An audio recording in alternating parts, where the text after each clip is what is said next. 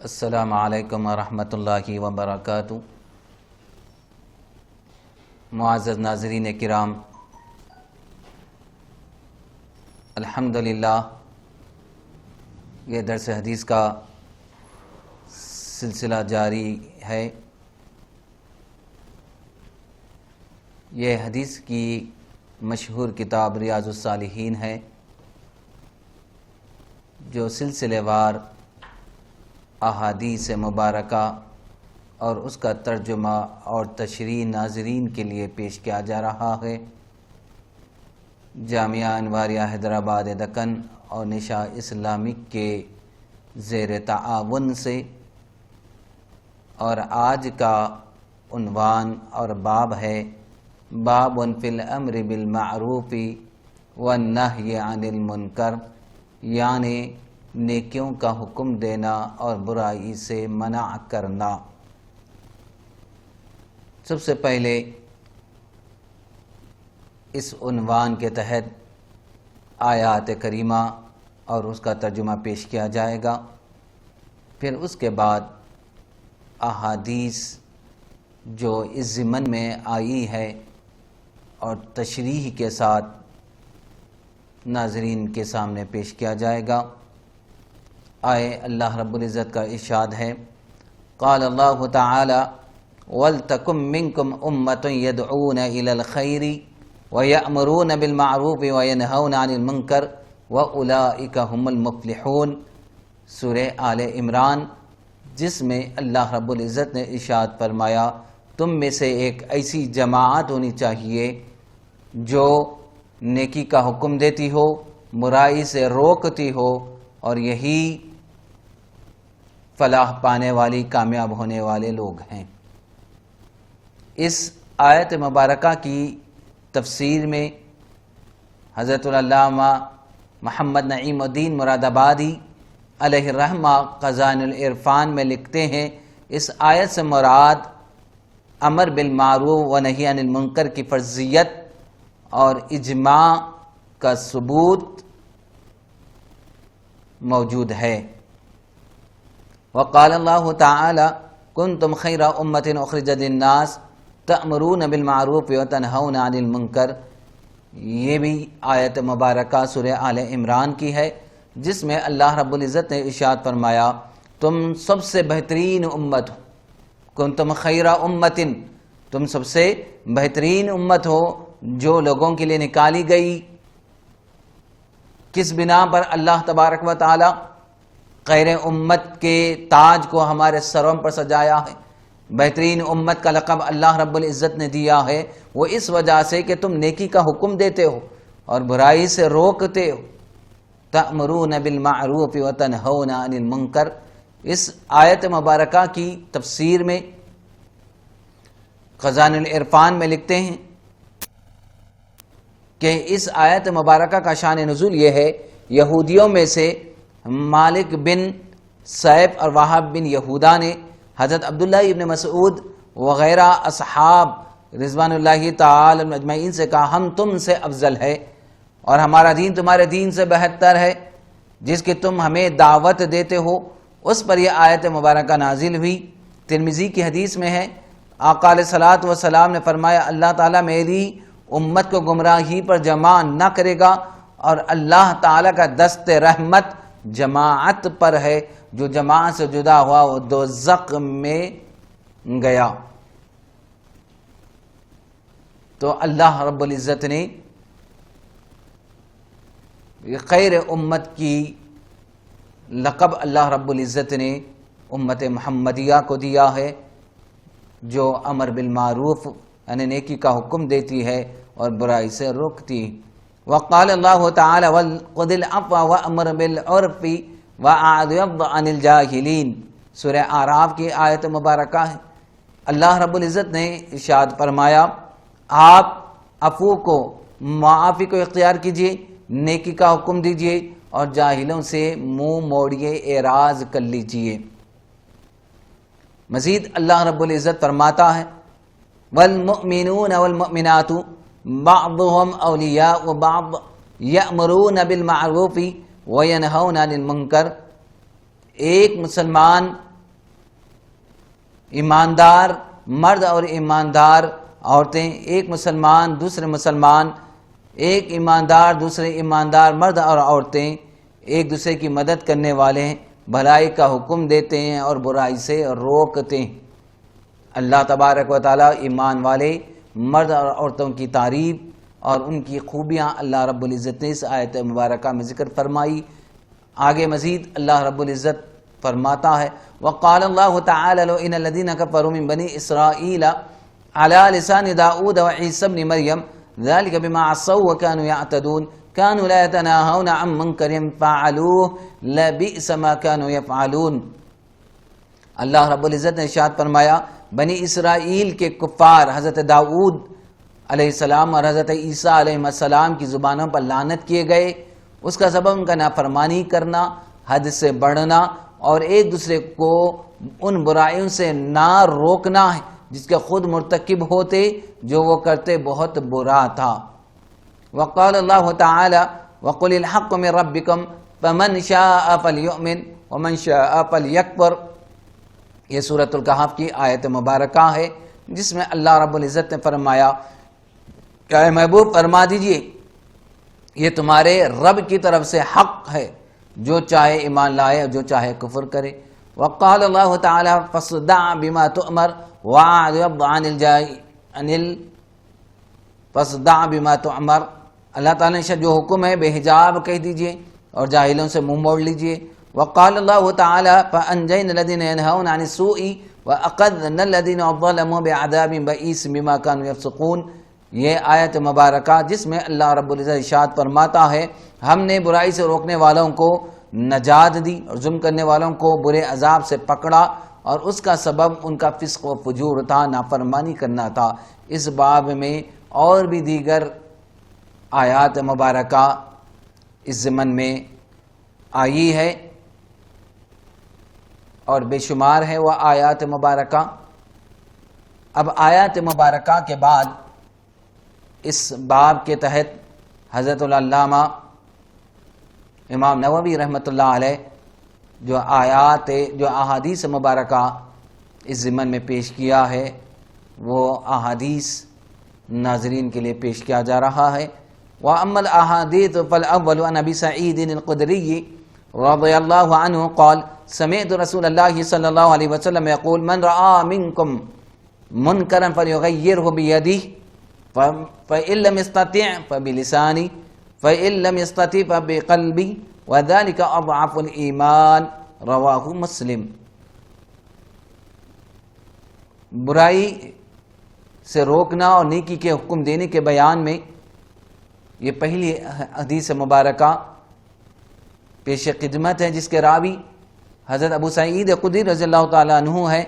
وہ فرماتے ہیں میں نے آقا علیہ الصلوۃ والسلام کو فرماتے ہوئے سنا کہ تم میں سے جو برائی دیکھے اسے اپنے قوت بازو سے روکے، اگر اس کی قوت نہ ہو تو زبان سے روکے، اگر اس کی بھی ہمت نہ ہو تو دل سے برا جانے، اور یہ ایمان کا سب سے کمزور درجہ ہے۔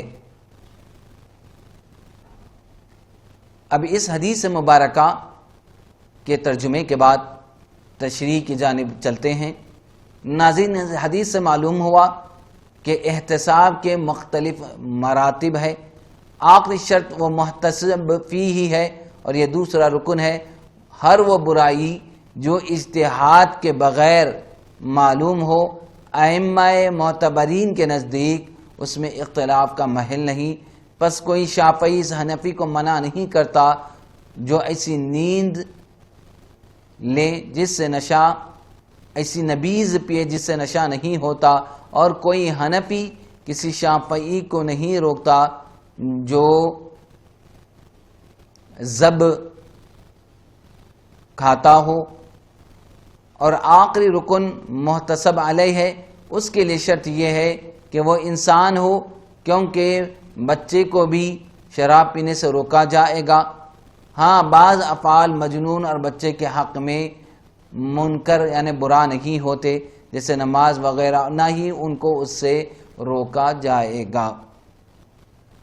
محتسب کے آداب کا بیان یعنی روکنے والا، احتساب کرنے والا، حکم دینے والا، اس کو چاہیے کہ وہ عالم متقی حسن اخلاق کا پیکر، نرم طبیعیت کا مالک ہونا چاہیے اور وقت سختی سے پیش آنے والا نہ ہو۔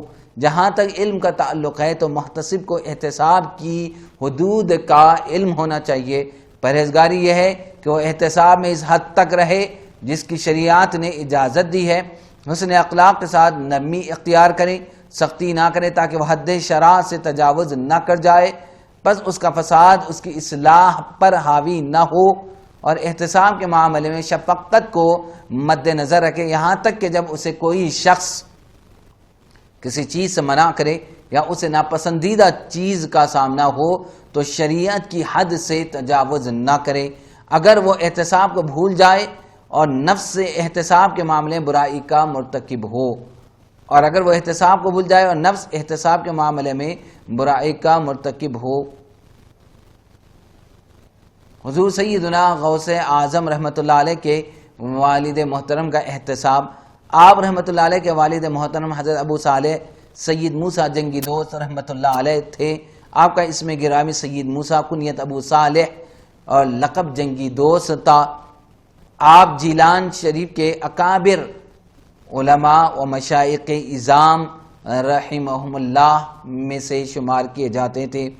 جنگی دوست لقب کی وجہ، آپ کا لقب جنگی دوست اس لیے ہوا کہ آپ خالصتاً اللہ عز و جل کی رضا کے لیے نفس کشی اور ریاضت شرعی میں یکتا زمانہ تھے۔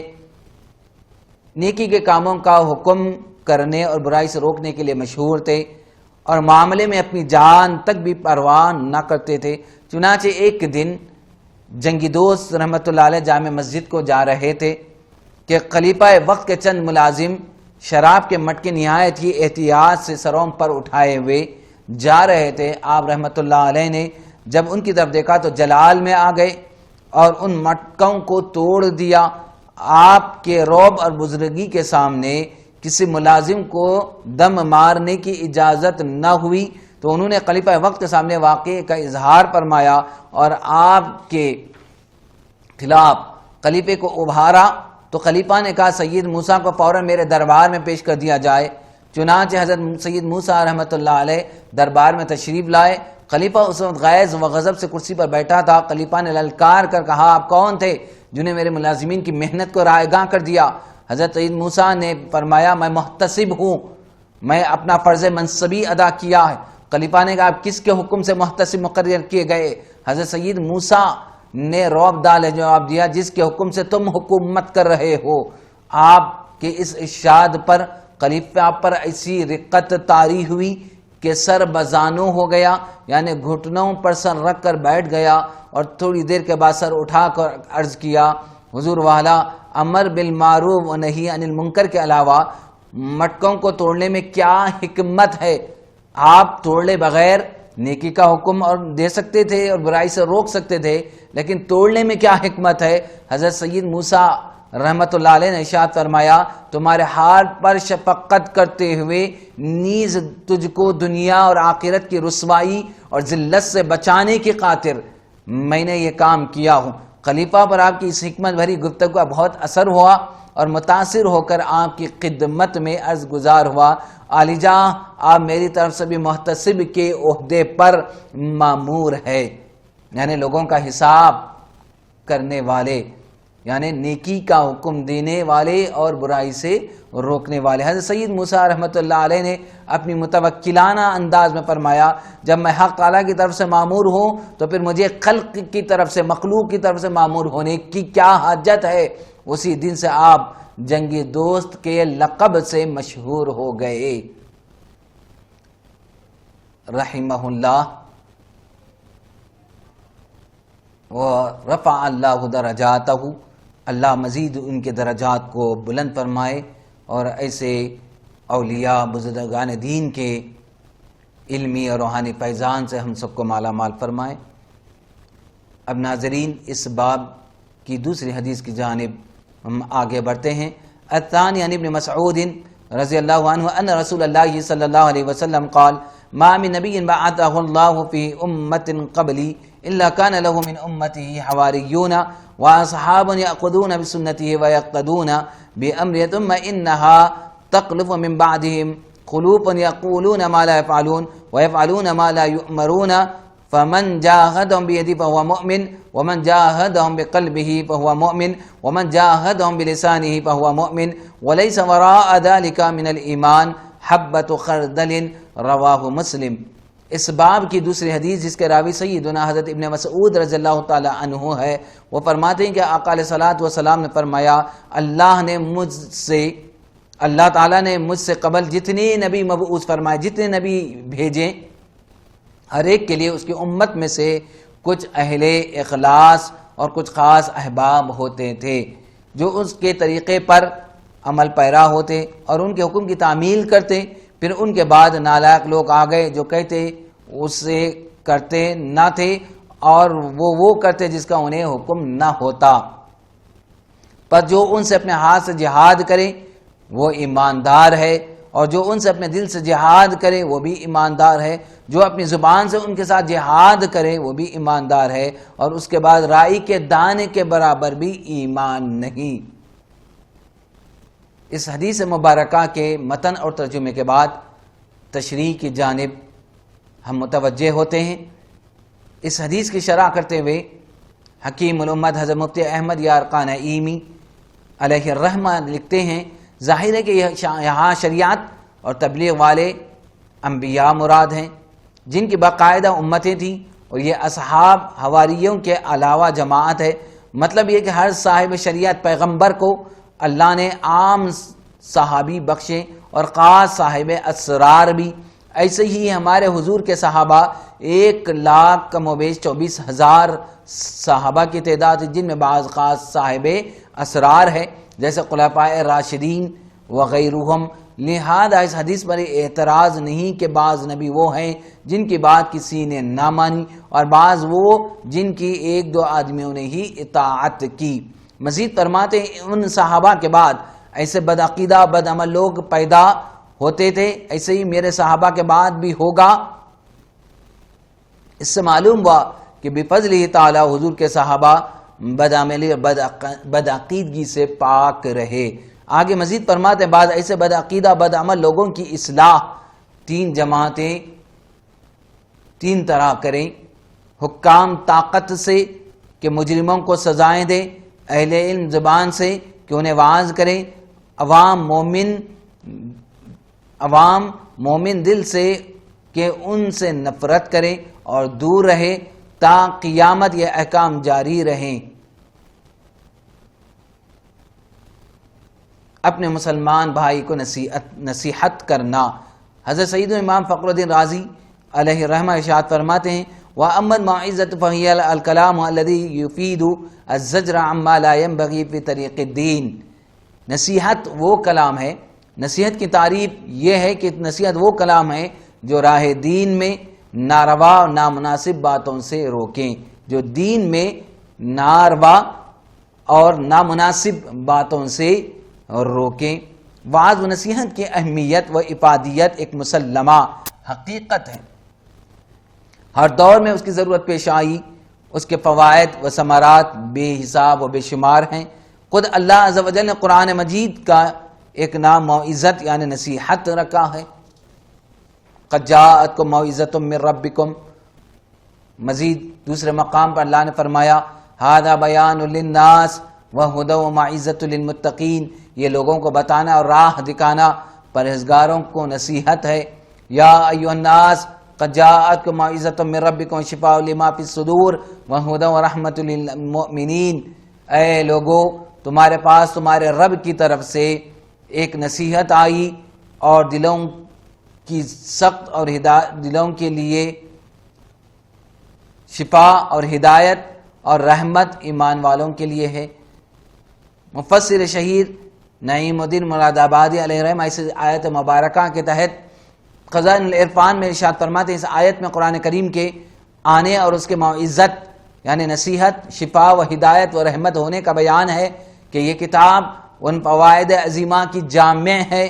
موعظت کے معنی ہے وہ چیز جو انسان کو مرغوب کی طرف پسندیدہ چیز کی طرف بلائے اور خطرے سے بچائے۔ خلیل نے کہا کہ موعظت نیکی کی نصیحت کرنا ہے، جس سے دل میں نرمی پیدا ہو۔ یہ دوسری حدیث مبارکہ کی تشریح یہاں مکمل ہوئی۔ اب تیسری حدیث کی جانب چلتے ہیں۔ الثالث عن ابی الولید عبادۃ بن الصامت رضی اللہ عنہ قال بايعنا رسول اللہ صلی اللہ علیہ وسلم على السمع والطاعة في العسر واليسر والمنشة والمكره وعلى أثرة علينا وعلى ألا ننازع الأمر أهله إلا أن تروا كفرا بواحا عندكم من الله تعالى فيه برهان وعلى أن نقول بالحق أينما كنا لا نخاف في الله لومة لائم متفق علیہ۔ تیسری حدیث جس کے راوی سیدنا ابو ولید عبادہ بن صامت رضی اللہ تعالی عنہ ہے۔ ہم نے آقا علیہ الصلوۃ والسلام تنگی، آسانی، خوشی اور ناپسندیدہ حالات میں سننے اور ماننے پر بیعت کی، اور اس بات پر کہ دوسروں کو اپنے آپ پر ترجیح دیں گے، اور یہ کہ حکمرانوں سے اقتدار پر جھگڑا نہ کریں گے۔ ہاں اگر کھلا کفر دیکھو جس میں تمہارے پاس اللہ کی طرف سے واضح دلیل ہو، اور اس بات پر بیعت کی کہ ہم جہاں بھی ہو حق بات کہیں گے، اور اللہ کے معاملے میں کسی ملامت گر کی ملامت کی پرواہ نہ کریں گے۔ لا نخاف فی اللہ لومۃ لائم۔ اب اس حدیث مبارکہ کے ترجمے کے بعد تشریح کی جانب چلتے ہیں۔ یعنی انسان کا دوسرے سے جھگڑنا قابل مذمت ہے، برائی ہے۔ ام المومنین حضرت سیدتنا عائشہ صدیقہ رضی اللہ تعالیٰ عنہا سے روایت ہے کہ آقا علیہ الصلوۃ والسلام نے فرمایا ابغض الرجال الی اللہ الالد الخصم، اللہ عز و جل کے یہاں سب سے ناپسندیدہ شخص وہ ہے جو بہت زیادہ جھگڑالو ہو۔ حضرت سیدنا ابو ہریرہ رضی اللہ تعالیٰ عنہ سے روایت ہے کہ آقا علیہ الصلوۃ والسلام نے فرمایا من جادل فی خصومۃ بغیر علم لم یزل فی سخط اللہ حتی ینزع، جو شخص بے جا جھگڑتا ہے وہ ہمیشہ اللہ کی ناراضگی میں ہوتا ہے یہاں تک کہ اسے چھوڑ دے۔ جھگڑا ترک کرنے کا ثواب۔ حضرت سیدنا ابو امامہ رضی اللہ عنہ سے روایت ہے کہ آقا علیہ الصلوۃ والسلام نے فرمایا کہ جو غلطی پر ہوتے ہوئے جھگڑنا چھوڑ دے اس کے لیے جنت کے کنارے پر ایک گھر بنایا جائے گا، اور جو حق پر ہوتے ہوئے جھگڑنا چھوڑ دے گا اس کے لیے جنت کے وسط یعنی بیچ میں گھر بنایا جائے گا، اور جس کا اخلاق اچھے ہوں گے اس کے لیے جنت کے اعلیٰ مقام میں ایک گھر بنایا جائے گا۔ یہ سنن ترمذی کی روایت ہے۔ تو جو جھگڑوں کو چھوڑ دے اس کے لیے اللہ رب العزت جنت میں محل اللہ رب العزت عطا کرے گا۔ حضرت سیدنا ابو درداء، ابو امامہ اور واصلہ رضی اللہ تعالیٰ عنہما کی روایت کا خلاصہ یہ ہے کہ آقا علیہ الصلوۃ والسلام نے ارشاد فرمایا جھگڑنا چھوڑ دو، میں حق پر ہوتے ہوئے جھگڑا چھوڑنے والے کو جنت کے کنارے وسط اور اعلیٰ درجات میں 3 گھروں کی ضمانت دیتا ہوں۔ جھگڑنا چھوڑ دو، بے شک میرے رب اللہ عز و جل نے مجھے بتوں کی پوجا سے منع کرنے کے بعد سب سے پہلے جھگڑا کرنے سے منع فرمایا۔ شرک کے بعد اگر کسی چیز سے اللہ رب العزت نے منع کیا ہے تو وہ جھگڑا کرنا ہے، اس سے منع کیا۔ تو ہم اپنے آپسی اختلافات کو کم کریں، اپنے جھگڑوں کو ختم کریں، اور اللہ اور اس کے رسول صلی اللہ علیہ وسلم کے دربار میں ہم کو پیش ہونا ہے، اور اللہ کی ہر آن ہر لمحہ اس کے دربار کی حاضری کو پیش نظر رکھے۔ جو آخرت کو پیش نظر رکھے گا وہ جھگڑوں سے اجتناب کرے گا، بچ سکے گا، اور جو آخرت کو بھول جائے، اللہ کے دربار میں اس کے پیش ہونے کو بھول جائے، اپنی پیشی کو بھول جائے، تو پھر وہ ہمیشہ جھگڑتا ہی رہے گا۔ اور جھگڑالو شخص اللہ کے رسول صلی اللہ علیہ وسلم نے فرمایا یہ سب سے ناپسندیدہ شخص ہے۔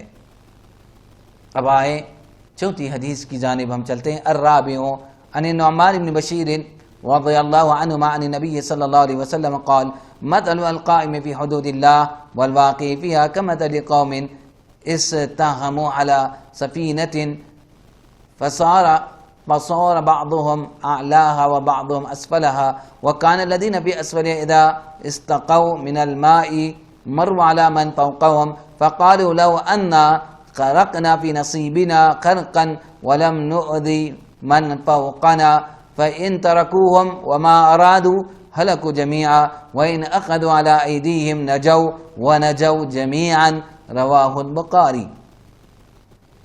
نیکی کے بیان اور برائی سے روکنے کے بیان میں یہ چوتھی حدیث مبارکہ ہے۔ حضرت نعمان بن بشیر رضی اللہ تعالیٰ عنہ سے روایت ہے کہ آقا علیہ الصلوۃ والسلام نے فرمایا، اللہ کی حدود پر قائم رہنے والے اور ان کی بے حرمتی کرنے والوں کی مثال یوں ہے جیسے کہ ایک قوم ہو جنہوں نے کشتی کے بارے میں قرآن اندازی کی اور کچھ اوپر والے حصے پر کچھ نچلی منزل میں ٹھہر گئے۔ نچلی منزل والے پانی لینے کے لیے اوپر والوں کے پاس سے گزرتے، پھر انہوں نے کہا کہ اوپر جا کر تکلیف دینے کے بجائے ہم اپنے حصے میں سوراخ کر لیں۔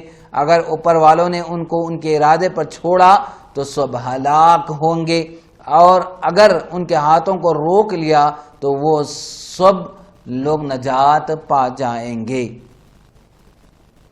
اب اس حدیث مبارکہ کی تشریح کی جانب چلتے ہیں۔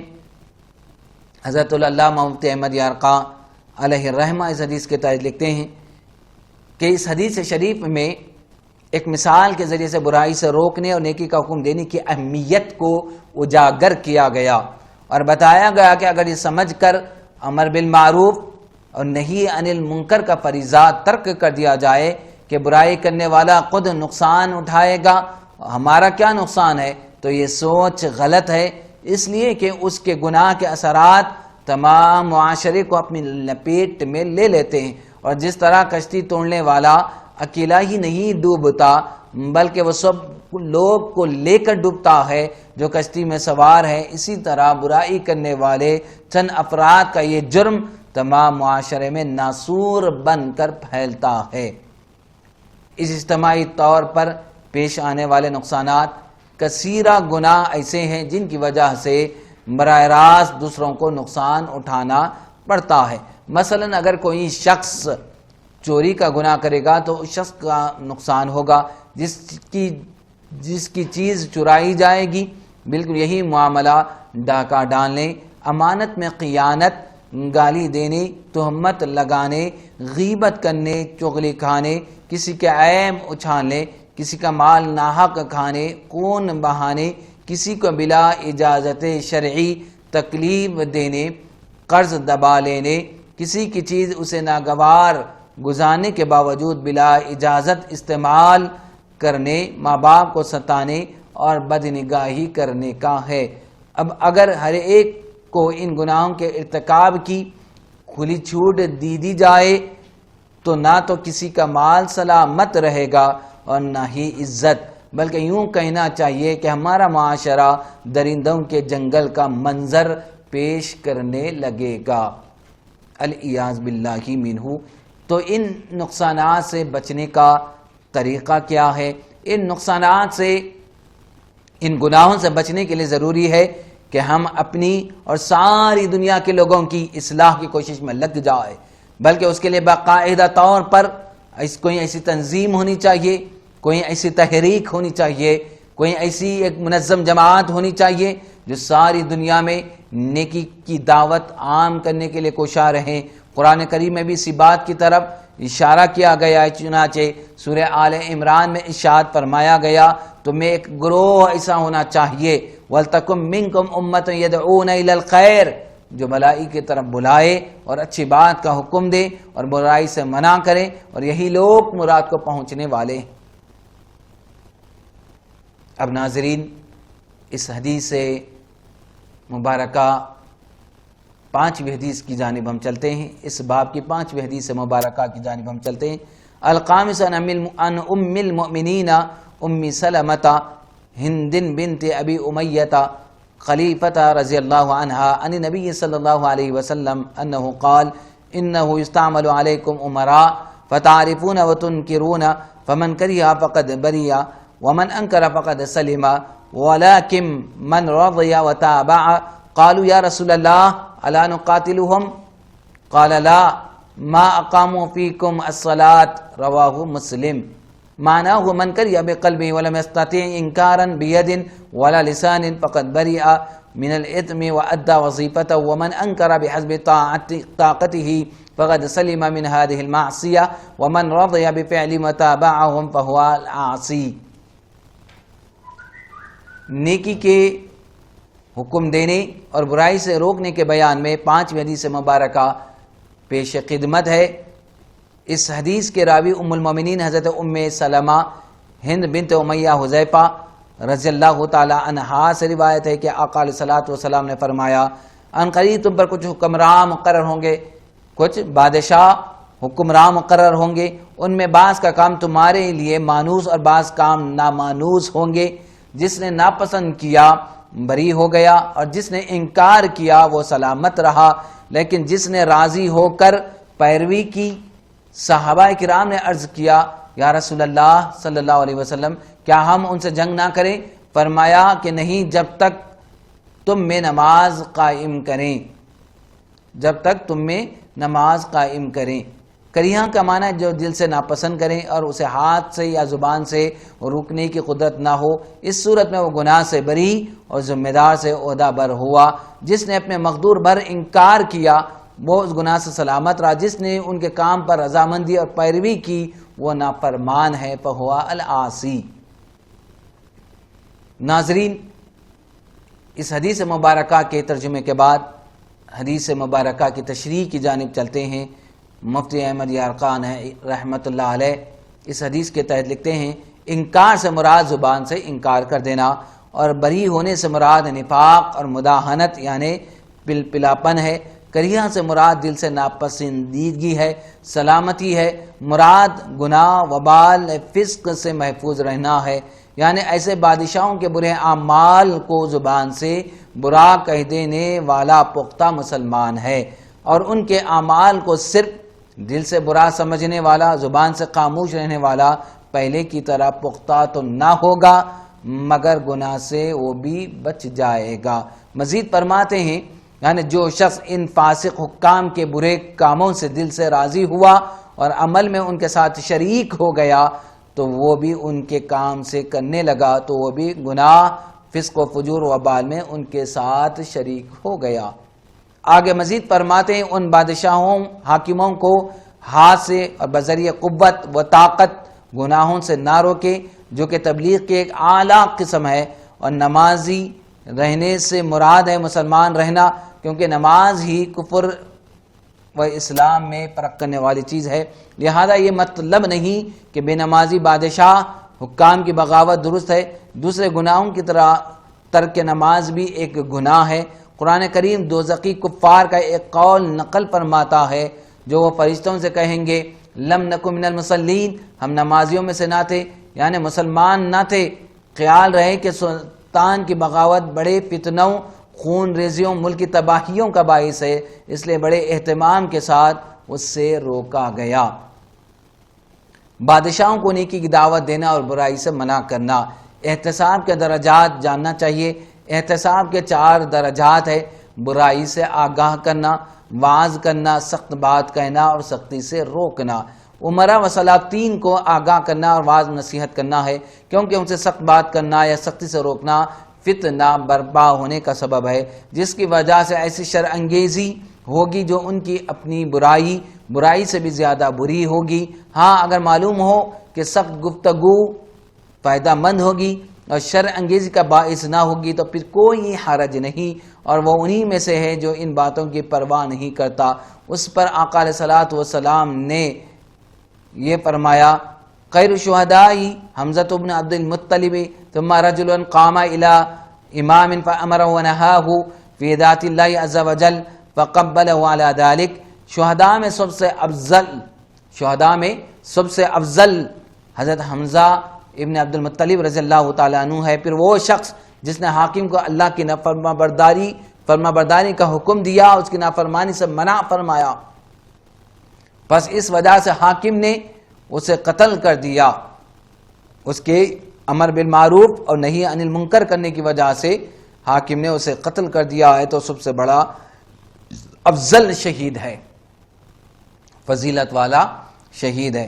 اللہ کے رسول صلی اللہ علیہ وسلم مزید فرماتے ہیں افضل اگر کلمہ حق کہنے والا اس وجہ سے قتل کر دیا جائے تو شہید ہے، جیسا کہ احادیث مبارکہ میں مروی ہے۔ حضرت سیدنا زبا بن محسن انزی رحمۃ اللہ علیہ سے مروی ہے، وہ فرماتے ہیں حضرت سیدنا ابو موسیٰ اشعری رضی اللہ تعالی عنہ بصرے میں ہمارے امیر تھے، بصرہ شہر میں ہمارے امیر تھے، جب بھی وہ خطبہ دیتے تو اللہ عز و جل کی حمد و ثنا اور آقا علیہ الصلوۃ والسلام پر درود بھیجتے۔ اس کے بعد امیر المومنین حضرت سیدنا عمر فاروق رضی اللہ تعالیٰ عنہ کے لیے دعا کرتے، اس پر مجھے بہت غصہ آیا، میں نے ان کے پاس جا کر کہا آپ کے رفیق یعنی حضرت سیدنا ابو بکر صدیق رضی اللہ تعالیٰ عنہ کو چھوڑ کر امیر المومنین حضرت سیدنا عمر فاروق رضی اللہ تعالیٰ عنہ کو ان پر فضیلت دیتے ہو؟ انہوں نے امیر المومنین حضرت سیدنا عمر فاروق رضی اللہ عنہ میری شکایت بھیجی اور لکھا زبا بن محسن میرے خطبے میں دخل اندازی کرتا ہے۔ امیر المومنین حضرت سیدنا عمر فاروق رضی اللہ تعالیٰ عنہ نے لکھا کہ اسے میری طرف بھیج دیں۔ آپ فرماتے ہیں کہ انہوں نے مجھے امیر المومنین حضرت سیدنا عمر فاروق رضی اللہ تعالیٰ عنہ کی طرف بھیجا، میں آپ کے پاس گیا، دروازہ کھٹکھٹایا تو آپ تشریف لائے اور پوچھا کون؟ میں نے عرض کی میں زبا بن محسن النزی ہوں۔ آپ نے فرمایا تمہارے لیے مرحبا نہیں۔ میں نے عرض کی مرحبا تو خدائے عز و جل کی طرف سے ہے، اور جہاں تک اہل کا تعلق ہے تو میرے پاس نہ اہل ہے نہ مال، لیکن اے عمر آپ بتائیں کہ آپ نے مجھے کیوں کس غلطی اور قصور کے بغیر بصرہ سے بلایا؟ آپ نے فرمایا میرے عامل اور تیرے درمیان کیا جھگڑا ہے؟ آپ فرمائی نے کہا میں آپ کو بتاتا ہوں، جب وہ خطبہ دیتے ہیں تو اللہ کی حمد و ثنا اور آقا علیہ الصلوۃ والسلام پر درود بھیجتے ہیں، پھر آپ کے لیے دعا کرتے، مجھے اس پر غصہ آیا، میں نے اٹھ کر پوچھا آپ نے امیر المومنین عمر فاروق رضی اللہ تعالیٰ عنہ کو ان کے رفیق امیر المومنین ابو بکر صدیق رضی اللہ عنہ پر فضیلت کیوں دی ہے؟ انہوں نے چند جمعے ایسا ہی کیا، پھر آپ کے پاس میری شکایت لکھ بھیجی۔ یہ سن کر امیر المومنین حضرت عمر فاروق رضی اللہ عنہ رونے لگے اور فرمانے لگے اللہ کی قسم تم اس کی نسبت زیادہ توفیق دیے گئے اور زیادہ ہدایت یافتہ ہو، کیا تم میرا قصور معاف کر سکتے ہو؟ اللہ عز و جل تمہاری مغفرت فرمائے۔ انہوں نے کہا ہے امیر المومنین اللہ آپ کی مغفرت فرمائے۔ زبا بن محسن بیان کرتے ہیں کہ پھر آپ نے رونا شروع کر دیا اور فرمایا اللہ کی قسم امیر المومنین حضرت سیدنا صدیق اکبر رضی اللہ عنہ کی ایک رات اور ایک دن عمر فاروق اور اس کی آل سے بہتر ہے۔ سبحان اللہ کی عز و جل۔ کیسے صحابہ آپس میں ایک دوسرے کو ترجیح اور فوقیت دیتے تھے۔ اب آئے مزید احادیث مبارکہ کی جانب آگے بڑھتے ہیں۔ السادس عن ام المؤمنین ام الحکم زینب بنت جحش رضی اللہ عنہا ان نبی صلی اللہ علیہ وسلم دخل علیہا فزیان یقول لا الہ الا اللہ ویل للعرب من شر قد اقترب فتح اليوم من ردم یأجوج ومأجوج مثل هذه وحلق بإصبعی الإبهام والتي تلیها فقلت یا رسول اللہ انہلک وفینا الصالحون قال نعم اذا کثر القبط متفق علیہ۔ نیکی کے بیان میں یہ چھٹی حدیث مبارکہ ہے۔ اس حدیث کے راوی ام المومنین ام الحکم حضرت زینب بنت جحش رضی اللہ تعالیٰ عنہ سے روایت ہے کہ آقا علیہ الصلوۃ والسلام گھبراہٹ کی حالت میں ان کے پاس تشریف لائے۔ آپ فرما رہے تھے اللہ کے سوا کوئی معبود نہیں، بربادی ہے عرب کے لیے اس شر سے جو قریب آ پہنچی ہے۔ آج یاجوج و ماجوج کی دیوار کو اتنا کھول دیا گیا، آپ نے اپنے انگوٹے سے اس کے ساتھ والی انگلی سے حلقہ بنایا۔ آپ فرماتی ہیں میں نے عرض کیا یا رسول اللہ کیا ہم ہلاک ہو جائیں گے حالانکہ ہم میں نیک لوگ بھی ہوں گے؟ آپ نے فرمایا ہاں جب فسق زیادہ ہو جائے گا یعنی گناہ زیادہ ہو جائے گا۔ اب اس حدیث مبارکہ کے ترجمے کے بعد تشریح کی جانب ہم مائل ہوتے ہیں۔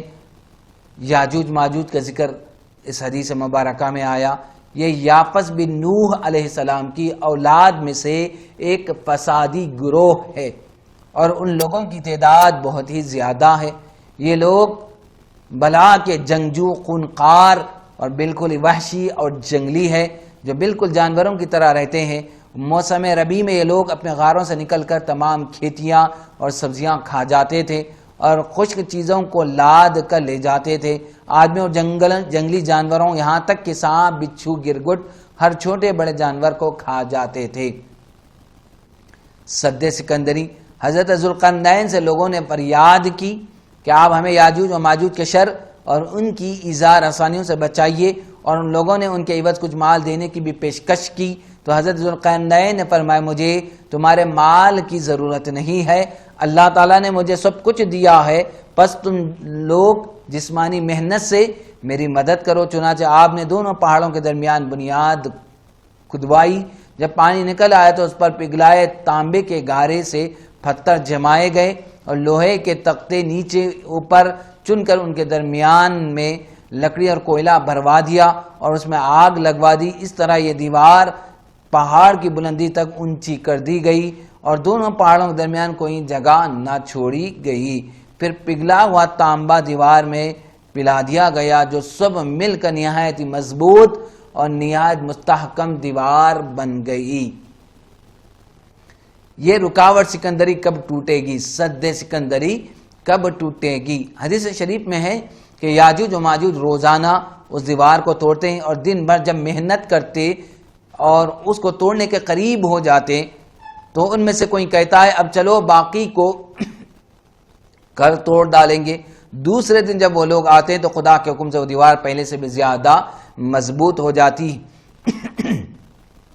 جب اس دیوار کے ٹوٹنے کا وقت آئے گا تو ان میں سے کوئی کہے گا اب چلو انشاءاللہ کل اس دیوار کو توڑیں گے. ان لوگوں کے انشاءاللہ تعالیٰ کہنے کی برکت اور اس کلمے کا یہ ثمرہ ہوگا کہ دوسرے دن دیوار ٹوٹ جائے گی. یہ قیامت قریب ہونے کا وقت ہوگا. دیوار ٹوٹنے کے بعد یاجوج ماجوج نکل پڑیں گے اور زمین میں ہر طرف فتنہ فساد قتل و غارت گری کریں گے. چشموں اور تالابوں کا پانی پی ڈالیں گے اور جانوروں درختوں کو کھا ڈالیں گے. زمین پر ہر جگہوں میں پھیل جائیں گے مگر مکہ مکرمہ، مدینہ طیبہ و بیت المقدس ان تینوں شہروں میں یہ داخل نہ ہو سکیں گے. پھر حضرت عیسیٰ علیہ السلام کی دعا سے ان لوگوں کی گردنوں میں کیڑے پیدا ہو جائیں گے اور یہ سب ہلاک ہو جائیں گے. قرآن مجید میں حتیٰ اذا فتحت یاجوج و ماجوج وہم من کل حدب ینسلون، یہاں تک کہ جب کھولے جائیں گے یاجوج ماجوج اور وہ ہر بلندی سے ڈھکلتے ہوں گے. نہریں اٹھا لی جائیں گی. حضرت ابن عباس رضی اللہ تعالیٰ عنہما نے فرمایا کہ اللہ تعالیٰ نے 5 نہروں کو جنت سے جاری فرمایا ہے، جیہون، یحون، دجلہ، فرات، نیل. یہ 5 ندیاں ایک ہی چشمے سے جاری ہوئی ہے. اللہ تعالیٰ نے حضرت جبرائیل علیہ السلام کے ذریعے جنت کے چشمے کو پہاڑوں کے اندر امانت رکھ دیا ہے اور پہاڑوں سے ان نہروں کو زمین پر جاری فرما دیا ہے جس سے لوگ طرح طرح کے فوائد حاصل کر رہے ہیں.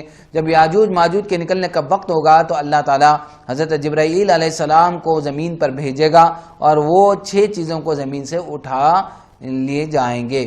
قرآن مجید، تمام علوم، حجر اسود، مقام ابراہیم، موسیٰ علیہ السلام کا تابوت، مدکرہ بالا، 5 نہریں. اور جب یہ 6 چیزیں زمین سے اٹھا لی جائیں گی تو دین و دنیا کی برکتیں روئے زمین سے اٹھ جائیں گی اور لوگ ان برکتوں سے بالکل محروم ہو جائیں گے. الیاذ باللہ منہ. اللہ ہم کو اس فتنے اور آزمائش سے محفوظ رکھیں. اب آئے نیکی کے بیان کی 7ویں حدیث کی جانب چلتے ہیں. السابع عن ابی سعید الخدری رضی اللہ عنہ نبی صلی اللہ علیہ وسلم قال ایاکم الجلوس فی الطرقات فقالوا یا رسول اللہ ما لنا من مجالسنا بد نتحدث فيها فقال رسول اللہ صلی اللہ علیہ وسلم فاذا ابیتم الا المجلس فاعطوا الطریق حقه قالوا وما حق الطریق یا رسول اللہ قال غض البصر وکف الاذى ورد السلام والامر بالمعروف والنهي عن المنکر متفق علیہ. اس باب کی 7ویں حدیث جس کے راوی حضرت سیدنا ابو سعید خدری رضی اللہ تعالیٰ عنہ ہے، وہ فرماتے ہیں کہ آقا علیہ الصلوۃ والسلام نے ارشاد فرمایا اپنے آپ کو راستوں میں بیٹھنے سے بچاؤ. صحابہ نے اس کے یا رسول اللہ اس کے بغیر گزارا مشکل ہے. ہم وہاں بیٹھ کر باتیں کرتے ہیں، تو حضور علیہ الصلوۃ والسلام نے فرمایا اگر بیٹھنا ہی ہے تو راہ کا حق دو، یعنی راستے کا حق ادا کرو۔ انہوں نے عرض کیا یا رسول اللہ راہ کا حق کیا ہے، راستے کا حق کیا ہے؟ فرمایا آنکھ کو روکنا، یعنی آنکھ کو نیچی رکھنا، تکلیف دہ چیز کو دور کرنا، سلام کا جواب دینا، نیکی کا حکم دینا، برائی سے منع کرنا، یہ راستے کا حق ہے۔ اب اس حدیث مبارکہ کے متن اور ترجمے کے بعد تشریح کی جانب ہم مائل ہوتے ہیں۔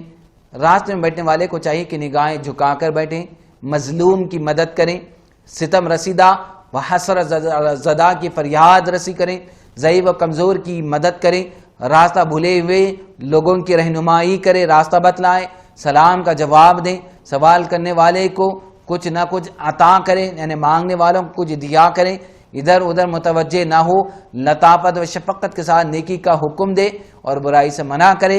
اگر کسی کو گناہوں پر اصرار کرنے والا پائے تو اسے ڈرائیں، اس پر سختی کریں، یعنی بقدر استطاعت اسے روکنے کی کوشش کریں، بغیر دلیل کے کسی چغل خور کی باتوں پر دھیان نہ دیں، کسی کی ٹوہ میں پڑیں اور لوگوں کے بارے میں اچھا گمان رکھیں، کسی کی تجسس میں نہ رہیں اور لوگوں کے بارے میں اچھا گمان کریں۔ اب آئیں نگاہیں نیچے رکھنے کی فضیلت۔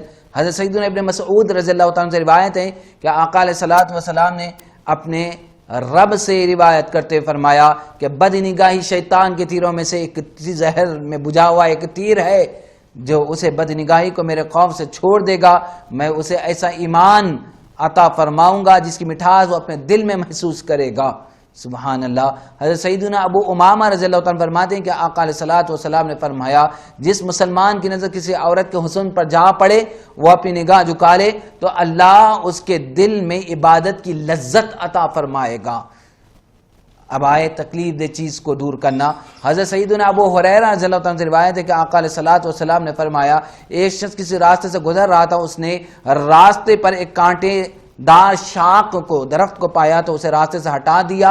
اللہ عز و جل اس شخص کا یہ عمل اس کو اتنا پسند آیا، اللہ کو اس بندے کی اللہ نے مغفرت فرما دی۔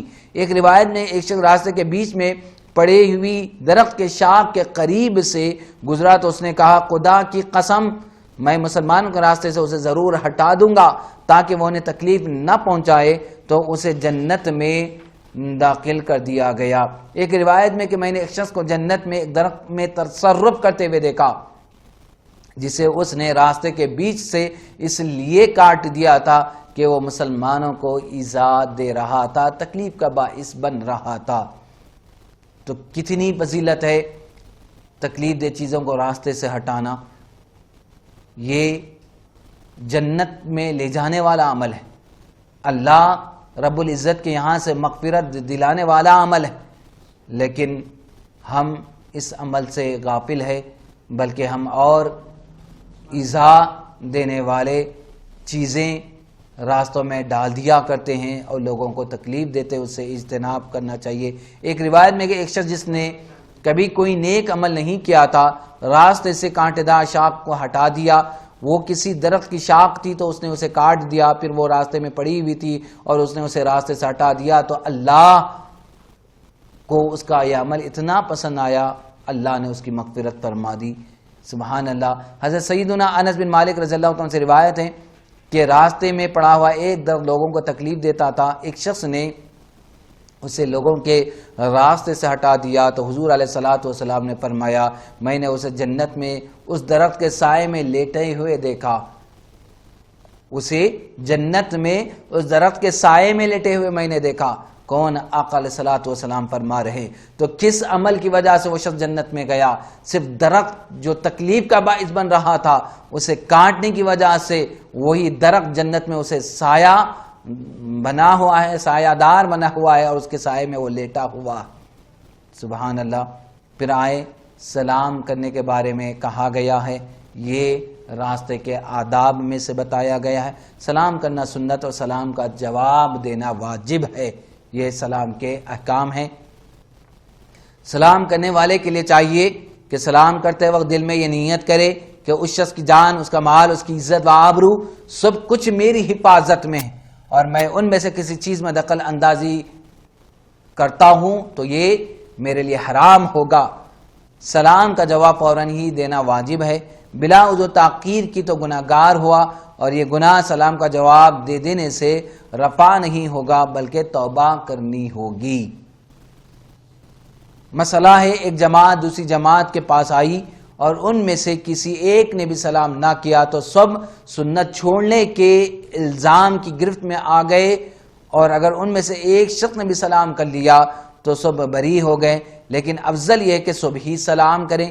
یوں ہی اگر جماعت میں سے کسی نے بھی سلام کا جواب نہ دیا تو واجب چھوڑنے کی وجہ سے سب گناہگار ہوئے، اور اگر ایک شخص نے بھی سلام کا جواب دے دیا تو پوری جماعت الزام سے بری ہو گئی، مگر افضل یہی ہے کہ سب سلام کا جواب دے۔ ایک شخص شہر سے آ رہا ہے، دوسرا شخص دیہات سے آ رہا ہے، دونوں میں سے کون کس کو سلام کرے؟ بعض نے کہا کہ شہری دیہاتی کو سلام کرے، اور بعض کا قول ہے کہ دیہاتی شہری کو سلام کرے، اور اس مسئلے میں سب کا اتفاق ہے کہ چلنے والا بیٹھنے والے کو سلام کرے، چھوٹا بڑے کو سلام کرے، سوار پیدل کو سلام کرے، تھوڑے لوگ زیادہ لوگوں کو سلام کریں، ایک شخص پیچھے سے آیا یہ آگے والے کو سلام کریں۔ مسئلہ کافر کو سلام کرے یا نہ کرے۔ کافر کو سلام نہ کرے، وہ سلام کرے تو جواب دے سکتا ہے، مگر جواب میں صرف علیکم کہے، اور اگر ایسی جگہ گزرتا ہو جس جگہ مسلمان اور کفار دونوں جمع ہو تو السلام علیکم کہے اور مسلمان پر سلام کرنے کی نیت کرے، اور یہ بھی ہو سکتا ہے کہ ایسے ملے جلے مجمع کو السلام علی من اتبع الہدی کہہ کر سلام کریں۔ علانیہ فسق و فجور کرنے والوں کو سلام نہیں کرنا چاہیے، یعنی علانیہ گناہ کے مرتکب ہونے والوں کو سلام نہیں کرنا چاہیے، لیکن اگر کسی کے پڑوس میں فساق رہتے ہو اور یہ ان سے سختی برتتا ہے تو وہ اس کو پریشان کرتے ہو اور ایذا دیتے ہو، اور اگر یہ ان سے سلام و کلام جاری رکھتا ہے تو وہ اس کو ایذا پہنچانے سے باز رہتے ہو، تو ایسی صورت میں ظاہری طور پر ان فساق کے ساتھ سلام و کلام کے ساتھ میل جول رکھنے میں یہ شخص معذور سمجھا جائے گا۔ انگلی ہتھیلی سے سلام کرنا منع ہے۔ حدیث شریف میں کہ انگلیوں سے سلام کرنا یہودیوں کا طریقہ ہے، اور ہتھیلی سے اشارہ کر کے سلام کرنا یہ نصرانیوں کا طریقہ ہے۔ بعض لوگ سلام کے جواب میں ہاتھ یا سر سے اشارہ کر دیتے ہیں، بلکہ بعض تو فقط آنکھوں کے اشارے سے سلام کا جواب دیا کرتے ہیں۔ یوں سلام کا جواب نہیں ہوا، زبان سے سلام کا جواب دینا واجب ہے۔ سلام محبت پیدا ہونے کا ذریعہ ہے۔ حدیث شریف میں کہ حضور علیہ الصلوۃ والسلام نے فرمایا، وہ ذات کی قسم جس کے دست قدرت میں میری جان ہے کہ تم لوگ اس وقت تک جنت میں داخل نہیں ہوں گے یہاں تک کہ تم مومن بن جاؤ، اور تم لوگ مومن نہیں بنو گے یہاں تک تم ایک دوسرے سے محبت کرنے لگو، لہٰذا میں تم لوگوں کو ایک ایسے کام کی رہنمائی کرتا ہوں کہ جب تم لوگ وہ کام کرنے لگو گے تو تم ایک دوسرے سے محبت کرنے لگو گے۔ وہ کام یہ ہے کہ تم لوگ آپس میں سلام کو پھیلاؤ، سلام کا چرچا کرو۔ دین کا قطب اعظم حجت الاسلام امام ابو حامد محمد بن محمد غزالی علیہ الرحمہ فرماتے ہیں، نیکی کا حکم دینا اور برائی سے روکنا دین کا قطب اعظم ہے، یعنی ایسا اہم رکن ہے کہ اس سے دین کی تمام چیزیں وابستہ۔ اسی اہم کام کے لیے اللہ تعالیٰ نے انبیاء علیہم الصلاۃ والتسلیم کو مبعوث فرمایا، یعنی بھیجا۔ عرش کا سایہ ملے گا میدان محشر کے ہولناک ماحول میں کہ جس دن عرش الہی کے سائے کے علاوہ کوئی سایہ نہ ہوگا، اس دن اللہ تعالیٰ اپنے جن مطیع و فرمانبردار خاص بندوں کو عرش اعظم کے سائے میں جگہ عنایت کرے گا اور جنت الفردوس میں جگہ عطا فرمائے گا۔ ان خوش نصیبوں میں نیکی کی دعوت دینے والے اور برائی سے منع کرنے والے اسلامی بھائی اور بہنیں ہیں۔ چنانچہ اللہ عز و جل نے حضرت موسیٰ کلیم اللہ علیہ السلام کی طرف وحی بھیجی، جس نے بھلائی کا حکم دیا اور برائی سے منع کیا اور لوگوں کو میری اطاعت فرما برداری کی طرف بلایا۔ قیامت کے دن میرے عرش کے سائے میں ہوگا۔ سبحان اللہ عز و جل یہ احادیث مبارکہ نیکی کے حکم دینے اور برائی سے منع کرنے کے بیان میں بیان کیا جا رہا تھا۔ اب یہاں پر آج کی نشست کو روکا جاتا ہے، پھر آئندہ دوسری نشست میں اس باب کی بقیہ احادیث اور ترجمہ اور تشریح پیش کی جائے گی۔ اللہ رب العزت سے دعا کرتا ہے اللہ ہمیں بھی نیکی کا حکم دینے اور برائی سے روکنے والوں میں شامل فرما۔ اے اللہ ہم سب کو دین کا داعی بنا، دین کا محافظ بنا، دین کے احکام پر عمل کرنے والا بنا، ہم سے راضی ہو جا، توفیق دے ہم سب سے راضی ہو جائے۔ وصلی اللہ تعالی علی سیدنا محمد وعلی آلہ وصحبہ اجمعین والحمد للہ رب العالمین۔